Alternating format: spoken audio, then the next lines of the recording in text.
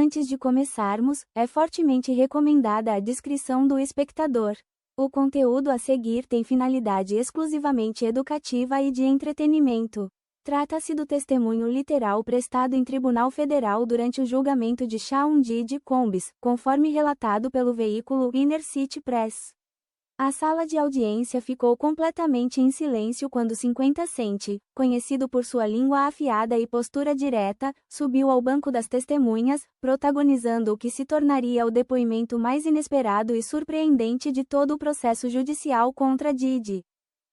Durante anos, 50 Cent zombou de Diddy nas redes sociais, publicando piadas enigmáticas e acusações ousadas, mas ninguém realmente acreditava que ele teria a coragem de aparecer diante do tribunal e afirmar tudo aquilo sob juramento formal.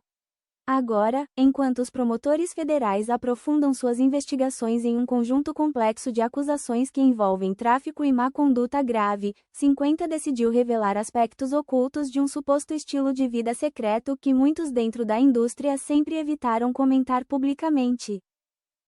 Ele não se limitou a fazer denúncias vagas sobre comportamentos suspeitos. Ele apresentou provas concretas, nomes, datas, situações e aquilo que muitos chamavam de segredo mais mal guardado da indústria musical, agora oficialmente inserido no registro jurídico. O juiz alertou o público presente para que mantivesse a compostura, mas a atmosfera na sala mudou abruptamente, pois o que 50 revelou em seguida, e as pessoas que ele implicou, alterou completamente o rumo do julgamento. A rivalidade entre 50 Cent e Diddy não teve origem nas cortes. Ela nasceu de rumores, entrevistas provocativas e publicações virais no Instagram. Durante anos, 50 foi o único rapper com ousadia suficiente para confrontar publicamente os comportamentos controversos de Diddy. Suas críticas vinham carregadas de humor, mas sempre acompanhadas de uma mensagem subentendida mais profunda. Em 2014, por exemplo, ele compartilhou um meme insinuando que Diddy e Rick Ross mantinham uma relação mais íntima do que se imaginava. A postagem gerou manchetes por vários dias, mas a maioria das pessoas descartou aquilo como simples provocação. No entanto, as alfinetadas continuaram. Em 2018, durante uma participação no programa The Breakfast Club, 50 relembrou um episódio com Diddy que, segundo ele, transmitiu vibrações estranhas. Ele contou que Diddy certa vez o convidou para fazer compras juntos, dizendo: "Eu pago tudo." 50 arqueou as sobrancelhas. "Pensei, isso soa esquisito demais pra mim. Que tipo de homem convida outro homem para ir às compras e ainda diz que vai bancar tudo?" O estúdio caiu na risada, mas a insinuação era evidente. 50 estava tentando alertar o público sobre algo na vida privada de Diddy que até então permanecia nas entrelinhas. A provocação deixou de ser piada. Em 2022, quando uma enxurrada de processos começou a surgir contra Diddy e múltiplos acusadores começaram a aparecer, o tom de 50 Cent se transformou. "Eu avisei", escreveu ele no Instagram, ao repostar a manchete do processo movido por Cassie. "Esses caras jogam sujo há anos." Nesse momento, os fãs começaram a enxergá-lo de forma diferente, não mais como um troll, mas como alguém que há muito tempo tentava alertar o público. Agora, sob juramento, 50 Cent encerrou a fase das brincadeiras.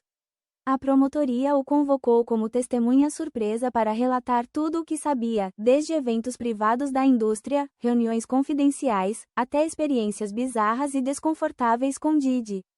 Sua missão era fornecer ao júri uma imagem mais clara e reveladora do homem por trás da fachada de magnata poderoso. E segundo fontes internas, ele trouxe uma lista. Não apenas de eventos, mas de nomes, artistas, cúmplices, vítimas, e começou mencionando alguém que já vinha sendo suspeitado há muito tempo.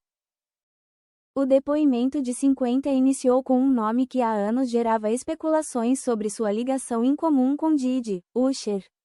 Ele contou ao tribunal aquilo que muitos fãs já suspeitavam, que Usher teria vivido com Diddy quando ainda era adolescente, e que, durante esse período, ocorreram situações que sempre deixaram muitas dúvidas no ar, sem jamais serem esclarecidas. "Não estou dizendo que Usher me contou algo diretamente", explicou 50. "Mas todos nós sabíamos sobre o tal Flavor Camp. Era como Puff chamava aquilo. Usher tinha só 14 anos. Puff já era um adulto feito. E a gente sempre se perguntava o que um garoto estava fazendo morando com um homem como Diddy. Ele também mencionou a entrevista dada por Usher a Howard Stern em 2016, onde o cantor, já adulto, desconversava de forma desconfortável quando o assunto surgia.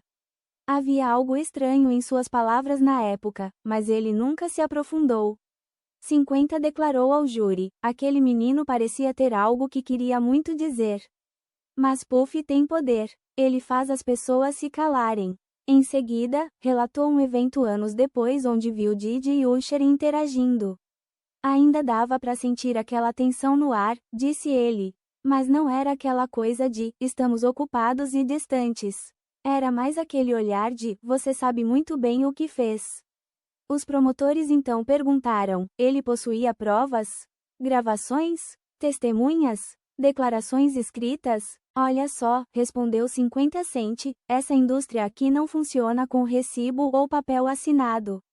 Tudo se baseia nos sussurros de bastidores, no que acontece quando as câmeras se desligam. E quando eu digo que as pessoas sabem, é porque todo mundo realmente sabe. Só que tem medo de abrir a boca. Mas então, 50 fez algo que ninguém na sala esperava. Ele puxou de dentro do paletó um papel dobrado cuidadosamente. Isso aqui não é uma lista de alvos. É uma lista da verdade, declarou. São os nomes que eu conheço, que eu ouvi, que eu acredito. Porque não se trata apenas do Diddy ser esquisito. É sobre como ele usava o poder e a influência dele para atrair jovens talentos da cena musical. O primeiro nome que ele leu em voz alta foi o de Usher Raymond. Segundo 50, ele era muito novo, ingênuo, e Diddy estaria moldando seu comportamento desde cedo. Todo mundo sabia, disse ele com firmeza. A plateia no tribunal ficou em choque, e o juiz precisou intervir, pedindo silêncio absoluto. Mas aquilo era só o início. Após mencionar Usher, 50 Cent direcionou sua atenção para alguém que recentemente havia sido flagrado por câmeras visivelmente desconfortável, o rapper Fabolous. Durante uma participação no famoso podcast Drink Champs, Diddy ficou insistindo, com um sorriso estranho no rosto, porque eles nunca tinham saído para festejar juntos. A gente nunca realmente curtiu uma noitada, né? Disse Diddy, rindo. Mas Fabolous apenas soltou uma risada sem graça e desviou o olhar. No tribunal, 50 explicou o que realmente viu por trás daquela cena. Eu estava presente naquela gravação do Drink Champs. Vi com meus próprios olhos o Fab se encolher na cadeira quando Diddy começou a pressionar. Aquilo não era piada, era medo. Medo de verdade. Ele então descreveu um evento privado da indústria onde Diddy, segundo relatos, teria encurralado Fabolous e feito mais uma investida indesejada. Eu lembro do Fab falando pra alguém, mano, só quero ir embora. Mas Diddy não deixava. Puff ficava insistindo, vamos subir, tem um quarto aqui em cima. Só relaxa. Fabolous escapou pelos fundos. Esse relato coincidiu com uma história que o próprio rapper já havia compartilhado nas redes sociais, onde disse que fingiu ir ao banheiro numa festa organizada por Diddy às 7 da manhã, mas na verdade, aproveitou para fugir do local sem ser visto. Ele nunca quis estar ali. 50 declarou ao tribunal que muitos só estavam nesses eventos por pura pressão. É isso que o Puff faz. Ele pressiona as pessoas até elas cederem. O júri ficou estarrecido quando 50 revelou que havia alertado pessoalmente vários rappers mais jovens para evitarem situações privadas com Diddy. Falei pra eles, não aceitem presentes, não vão à casa dele e, principalmente, nunca concordem em ir pra festa depois da festa. É nesse momento que tudo muda. É aí que a coisa fica obscura. Mas foi o que ele disse logo em seguida que realmente fez a sala do tribunal entrar em ebulição. Existe um grupo inteiro de pessoas, artistas, seguranças, assistentes, que têm histórias semelhantes. Mas o Puff tem advogados, tem poder, tem o medo trabalhando a favor dele. Por isso estou aqui, para dizer a verdade de forma clara. Até aquele ponto, só 3 nomes haviam sido mencionados, mas todos entenderam que mais revelações estavam por vir. Um dos promotores perguntou diretamente: você está disposto a dizer todos os nomes dessa lista? 50 então olhou diretamente para Didi e respondeu sem hesitar: ah, isso aqui é só o aquecimento. À medida que todos se inclinavam em silêncio, esperando o próximo nome, 50 Cent então revelou um dos nomes mais surpreendentes de sua lista: Justin Bieber. Agora isso aqui vai doer em muita gente, disse 50. Porque o público ainda enxerga o Justin como aquele garotinho com o cabelo de tigela. Mas deixa eu explicar, o Puff teve o Bieber por perto quando ele ainda era novato, recém-chegado no meio artístico. E muita gente na indústria ficou com a pulga atrás da orelha com isso. Ele mencionou um vídeo antigo, amplamente divulgado, em que Didi aparece dizendo: eu não sou tutor legal dele, mas nas próximas 48 horas ele tá comigo. O magnata falava em tom de brincadeira, rindo, dizendo: a gente vai enlouquecer, fazer tudo o que der na telha. No entanto, sob juramento, 50 afirmou que os bastidores sempre souberam o que aquilo realmente queria dizer. Ninguém fala em mentoria quando são 2 da manhã em Miami e o garoto tem 15 anos. Os promotores então questionavam 50 Cent sobre o que ele acreditava que realmente aconteceu nesse período. Ele não entrou em detalhes gráficos ou explícitos, mas deixou sua mensagem bem clara: não tô dizendo que vi algo com meus próprios olhos. Mas eu ouvi, e ouvi de pessoas próximas ao próprio Justin. Pessoas que estavam naquele acampamento ficaram em completo silêncio durante aquelas 48 horas. O que rolava ali não tinha nada a ver com aulas de música ou oficinas de composição. O que diziam era que se tratava de exposição a situações e conteúdos que nenhum garoto adolescente deveria sequer presenciar. 50 explicou que, posteriormente, Justin Bieber se afastou completamente de Didi, rompendo qualquer vínculo. E quando foi questionado, em uma entrevista, se permitiria que seu próprio filho frequentasse o chamado Flavor Camp, ele soltou uma risada nervosa e disparou: de jeito nenhum. Segundo 50, aquilo não foi uma piada.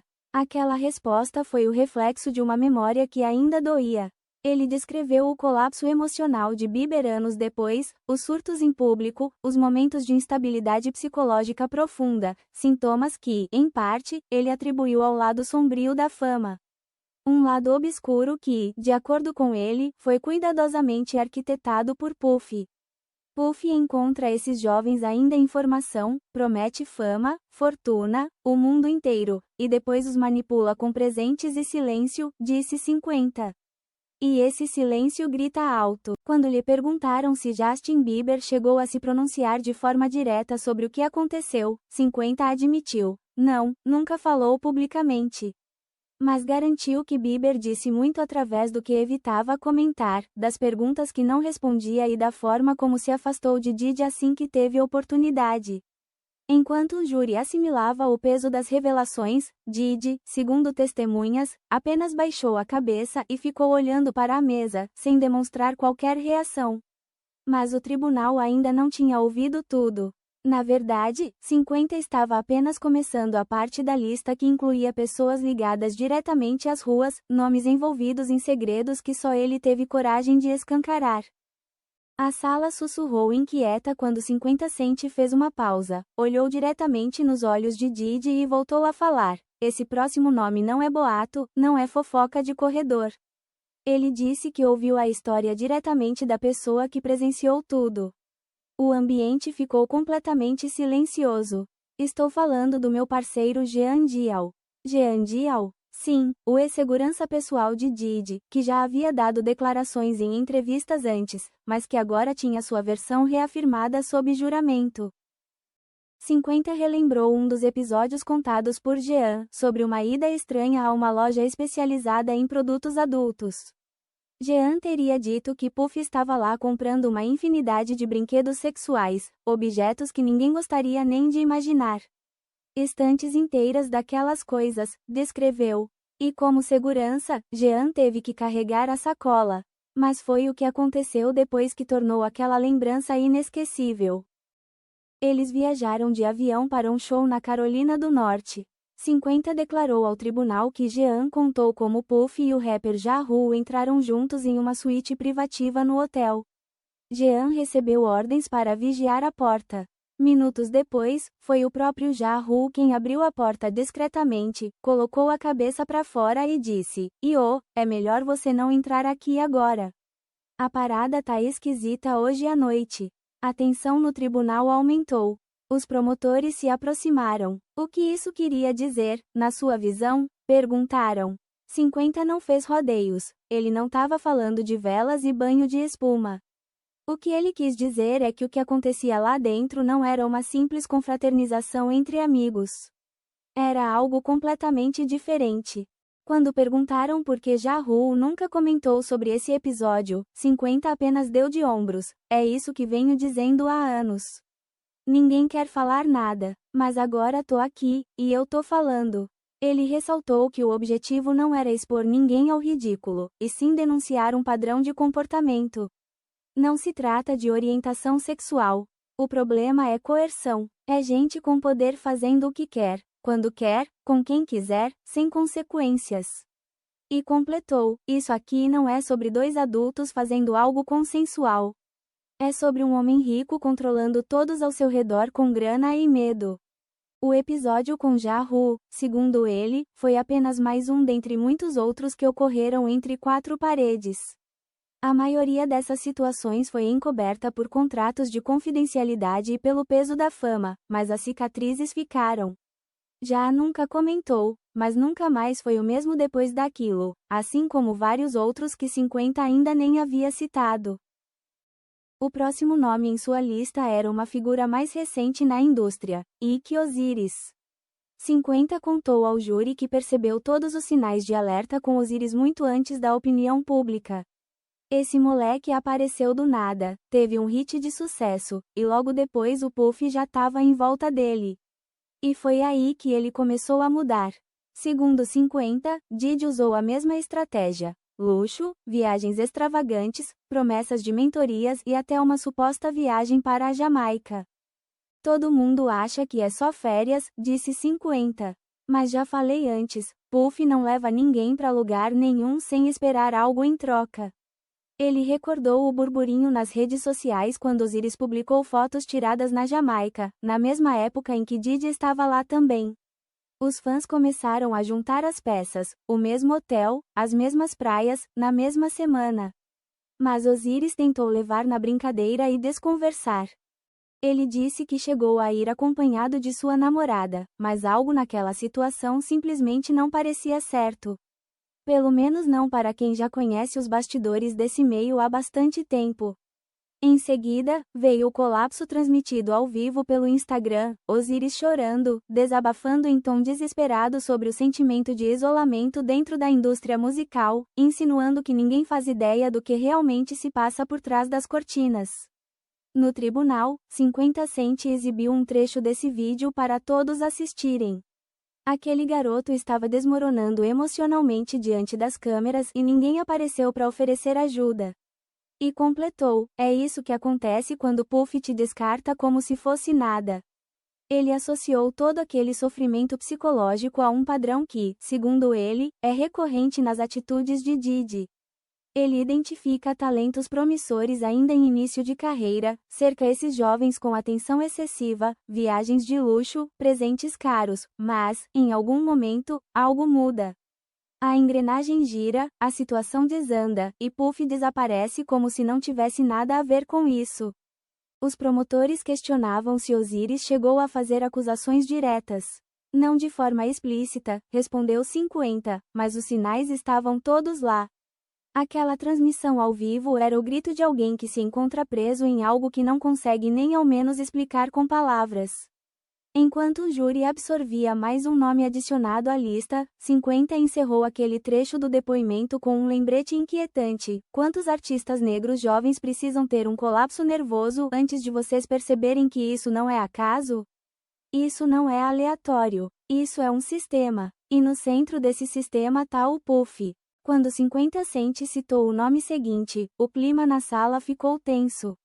Vamos falar sobre o Usher, disse, em tom direto.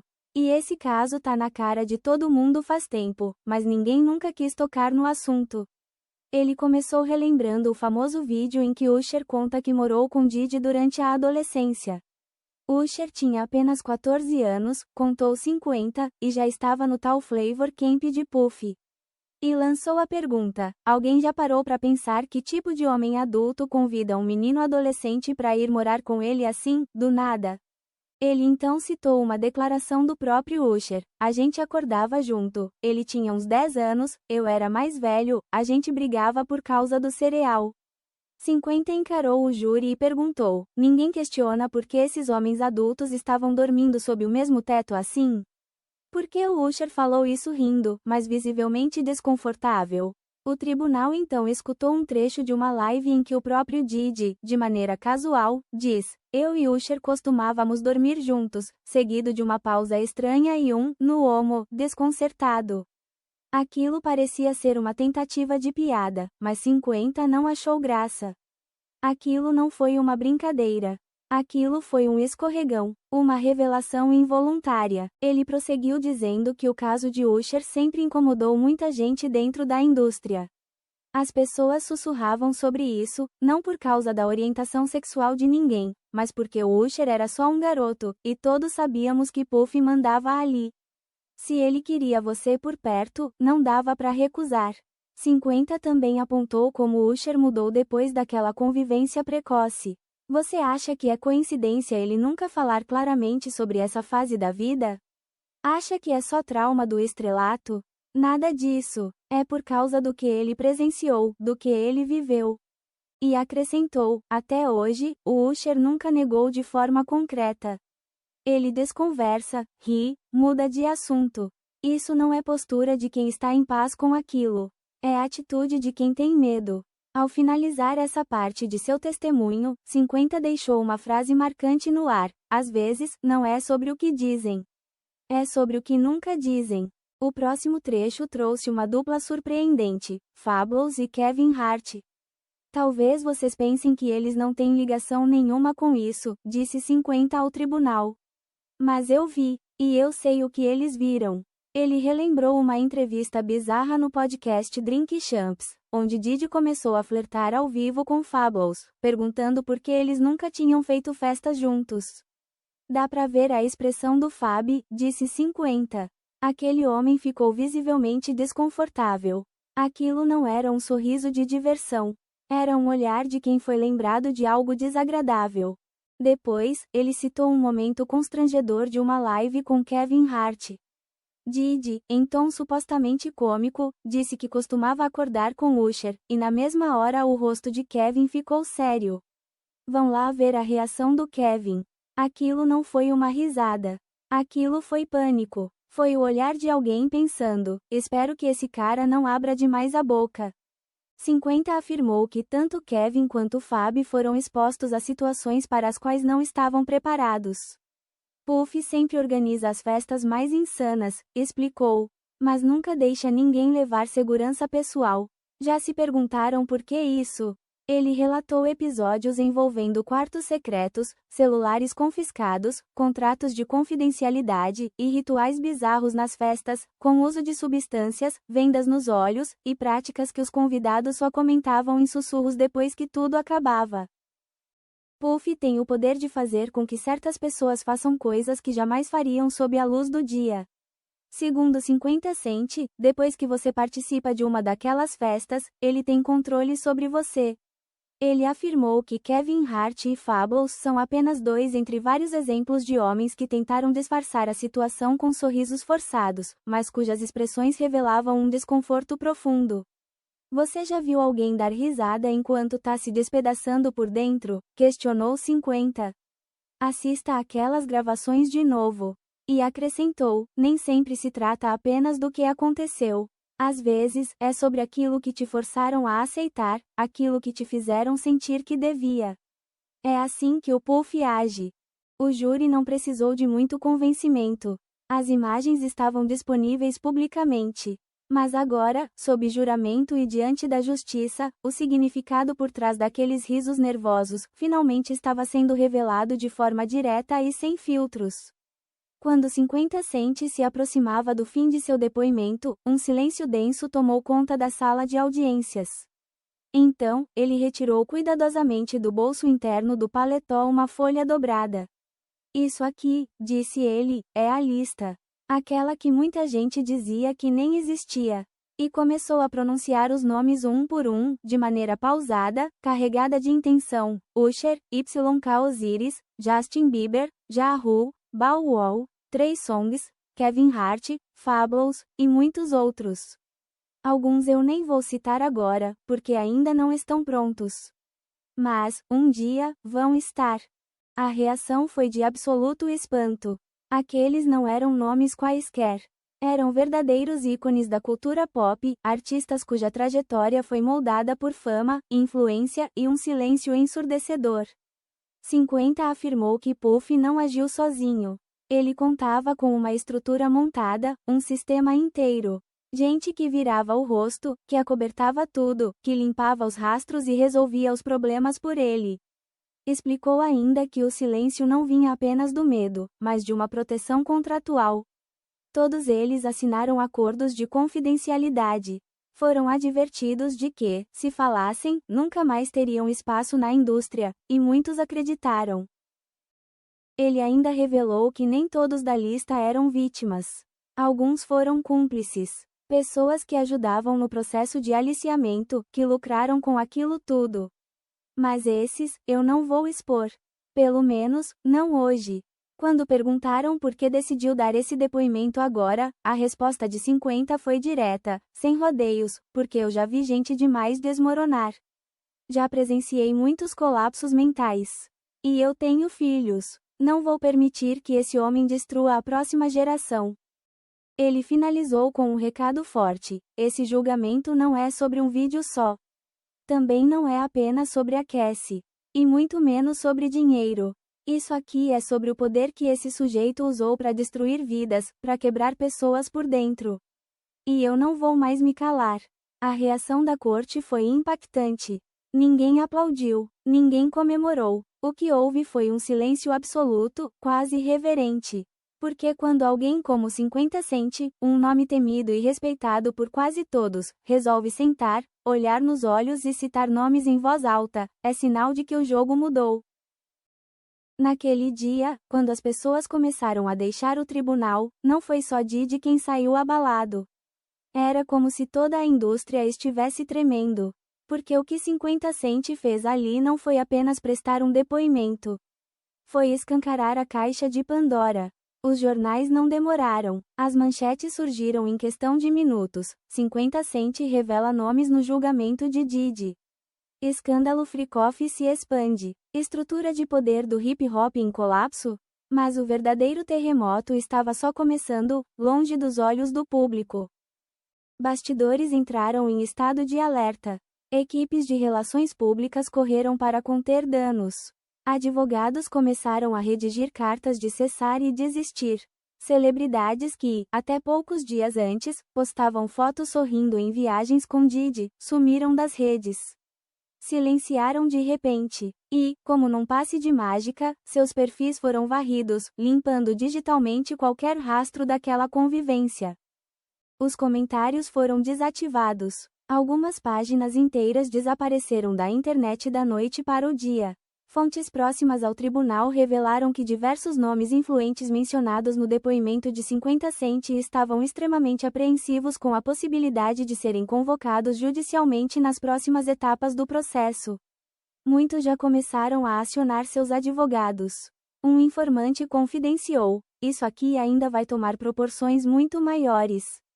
Em Hollywood, os sussurros que antes circulavam discretamente começaram a ganhar volume. Agentes de talentos passaram a se afastar estrategicamente de certos clientes. Contratos de publicidade foram colocados em espera silenciosa. Estúdios e plataformas de streaming iniciaram uma reavaliação criteriosa dos vínculos profissionais com artistas ligados à gravadora Bad Boy.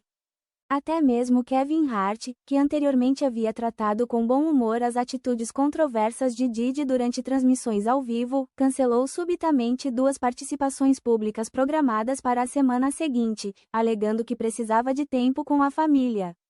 Enquanto isso, a internet fervia. Fãs começaram a invadir fóruns online, vasculhando entrevistas antigas, declarações enigmáticas e postagens esquecidas há anos. Cada episódio do Drink Champs, cada transmissão ao vivo no Instagram, cada interação desconfortável no tapete vermelho estava sendo reexaminado sob uma nova e severa ótica. Esse é o momento, Me Too, dos homens na indústria musical, escreveu um usuário do Twitter. E isso aqui mal começou. Mas o que causou mais arrepios foram as revelações sobre os contratos de confidencialidade. Diversos ex-artistas ligados a Bad Boy confirmaram anonimamente a repórteres investigativos que haviam assinado documentos que os proibiam de falar qualquer coisa negativa sobre Sean Combs, sua família, seus sócios comerciais ou até mesmo os eventos promovidos por ele. Uma das cláusulas, segundo relatos, impedia explicitamente qualquer relato sobre comportamentos estranhos presenciados durante essas reuniões privadas. Ainda assim, 50 Cent não demonstrou qualquer receio. Na manhã seguinte ao seu impactante testemunho, ele publicou uma mensagem em sua conta do Instagram: "Já tentaram me cancelar antes. Quero ver ele tentar de novo. Não vão me calar enquanto essas pessoas continuam sofrendo."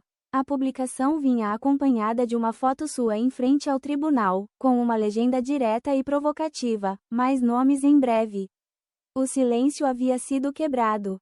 E, pela primeira vez em muito tempo, a poderosa engrenagem que durante anos blindou os intocáveis começava